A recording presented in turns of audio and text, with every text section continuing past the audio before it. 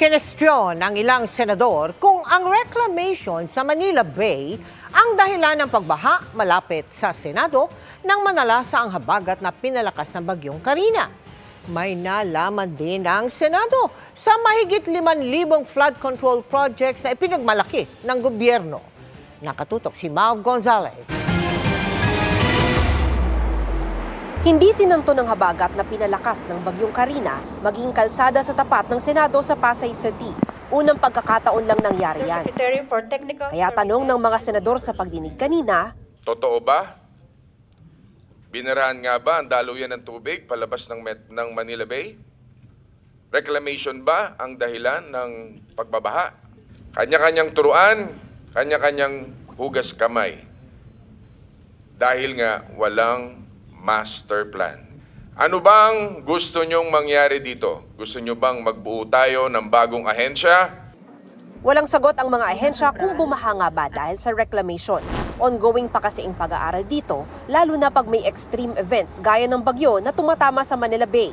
Pero ayon sa DENR, may epekto talaga ang reclamation sa daloy ng tubig sa Manila Bay. Reclamation projects will slow down the flow of water and will change the circulation and retention of pollutants and organic materials that are already in the bay. This does not include yet what will be coming from the inland. I foresee flooding caused by reclamation projects. So isama na rin po natin sa master plan yung mga nire-reclaim ngayon dito sa Manila Bay. Unang inireport ni Senate President Cheese Escudero na kabilang sa nagpabaha ang kawalan ng gasolina ng pumping station malapit sa Senado. Pero pag-amin ng DPWH, may sira rin ang pumping station.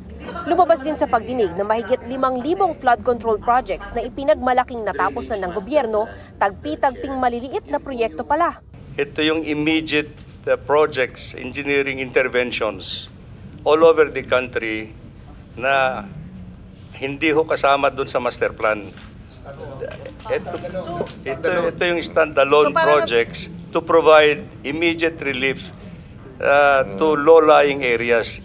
At ngayong 2024, walang pondo para sa malalaking flood control projects. Sa 2024 NEP, tinanggal, siniro ang lahat ng foreign assisted projects na malakihan, higit sa lahat sa flood control. Tama po ba? Tama po.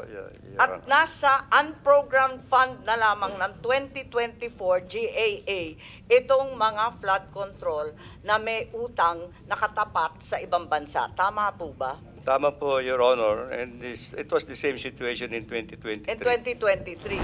2 taon na rin walang pondo ang DPWH para sa dagdag na equipment para sa dredging o yung pag-aalis ng naiipong putik sa mga ilog para mapalalim. And this is the reason why yung lahat ng major rivers natin are silted and the riverbeds are very shallow. The riverbeds have become very shallow to a point that any downpour na tinatawag natin, mag-overflow po yung riverbanks.